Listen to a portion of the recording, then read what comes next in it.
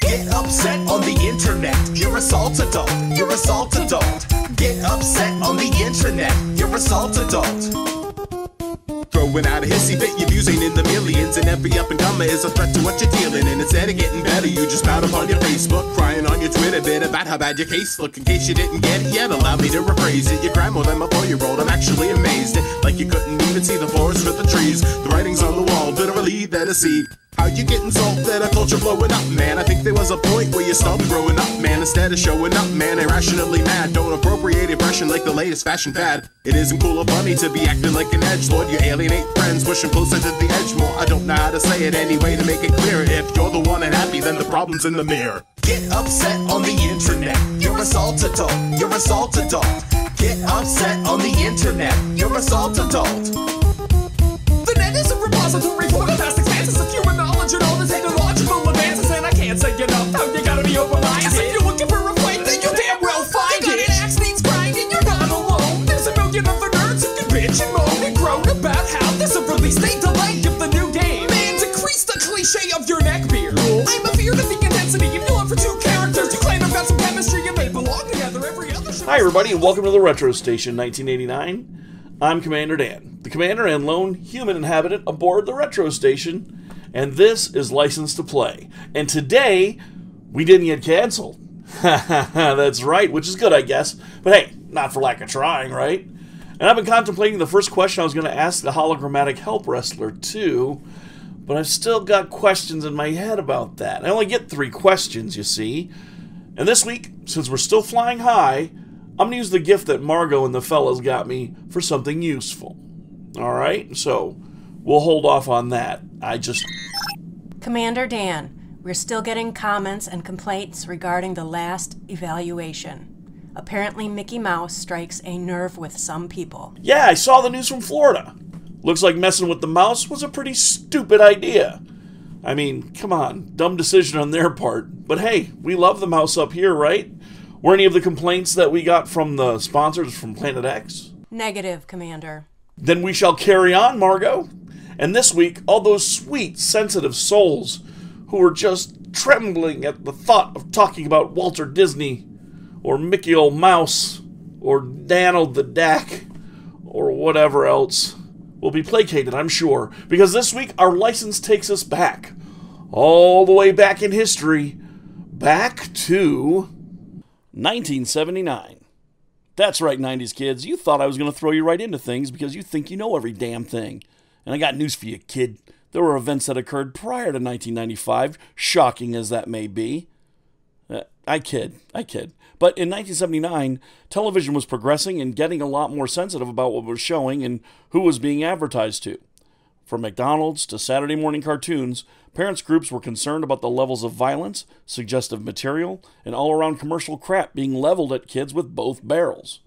So on April Fool's Day 1979, Warner Cable launched the first two-way interactive cable system called Cube.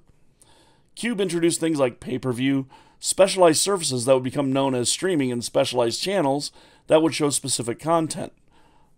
And one of those channels showed a program called Pinwheel. And that channel was called Nickelodeon. Wow, Nickelodeon, right? I didn't see that channel until 1984 at my Uncle Kevin's house.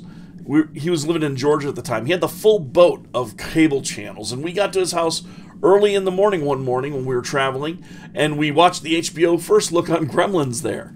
Another franchise I happily evaluated in the past for the NES, right here on License to Play. And right after that, this came on. So Pinwheel comes on that morning, and we watched it, dumbfounded, that there was actually a TV station just for kids. It blew our tiny little minds. We were shocked that such a thing could exist. But around 2 p.m. that day, we heard this music.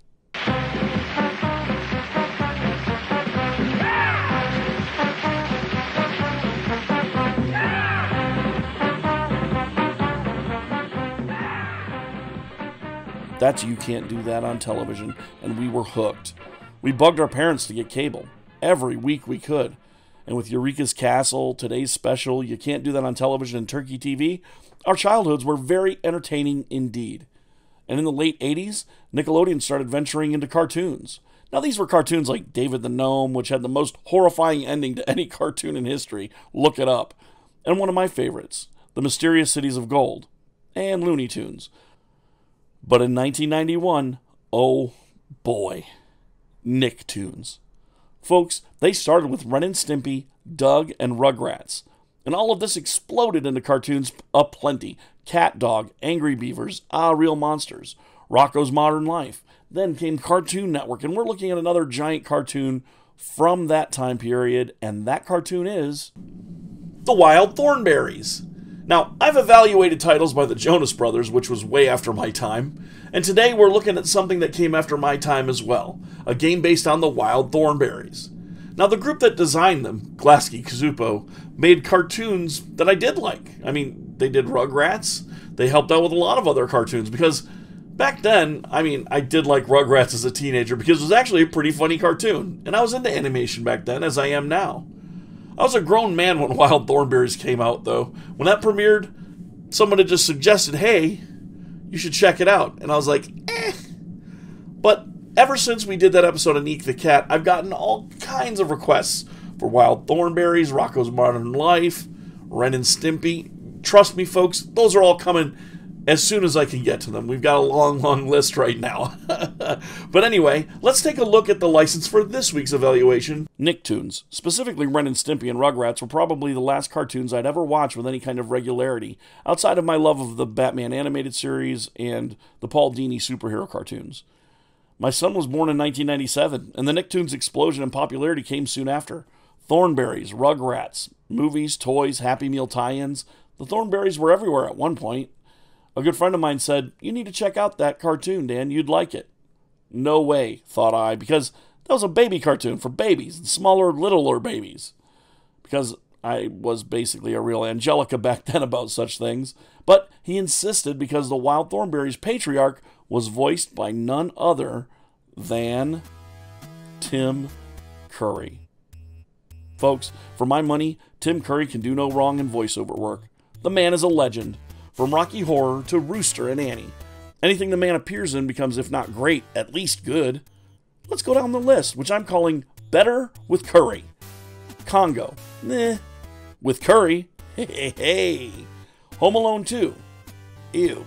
With Curry. In front, sir. A limousine and a pizza. Compliments of the Plaza Hotel. Chef Kiss Perfection. That's right. Cheese pizza. Command and Conquer. It's good, but with Curry, takes this one all the way to space. That's right. Ferngully. Lame. But with Curry and Robin Williams, I don't care what nostalgic critics have to say. They're wrong. And wrong because everything is better with Curry, because Tim Curry...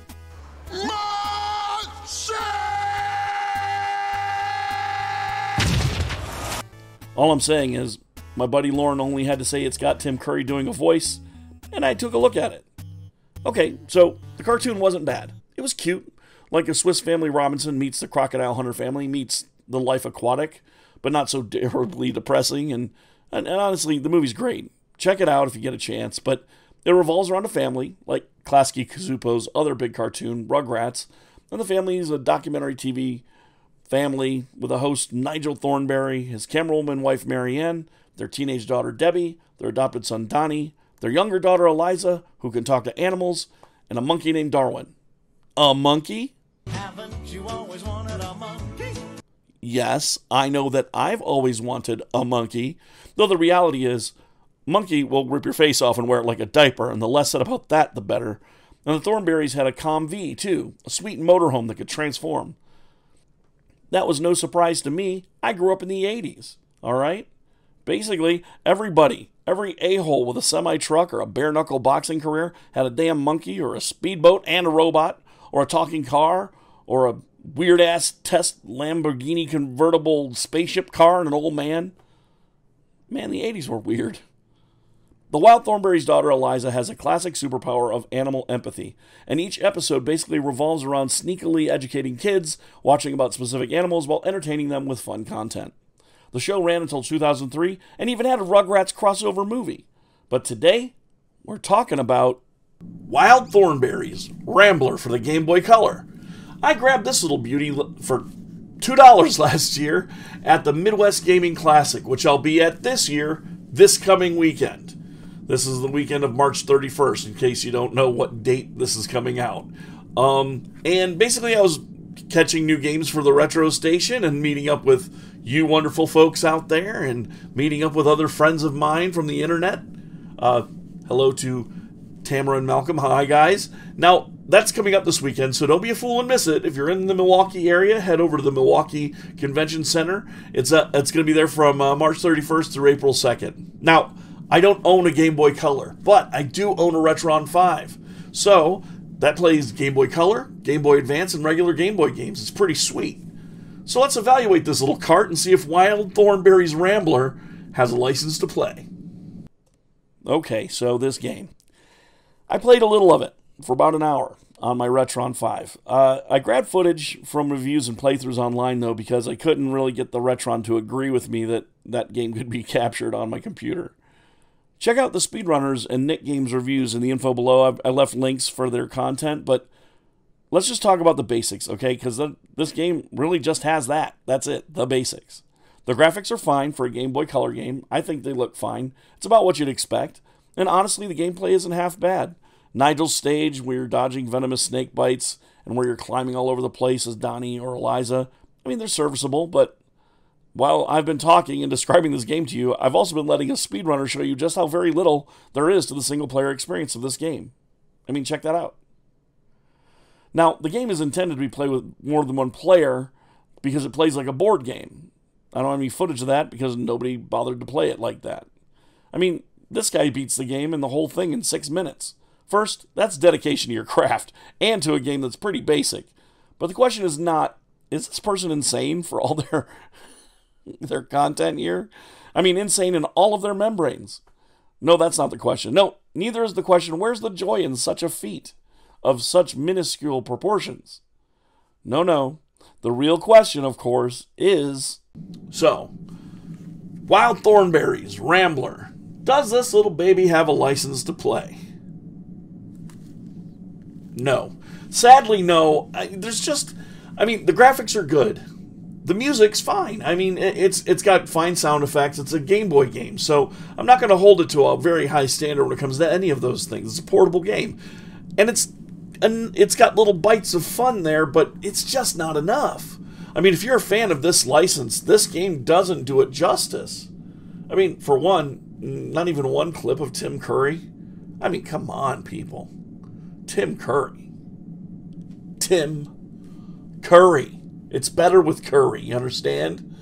But in all seriousness, no, there's just not enough of the game to go around. I mean, I know that you can link up 2 Game Boys and make it a fun little board game, but then that just tells you exactly what this is actually a bunch of little mini games you can beat in about, if you really try, 10 minutes.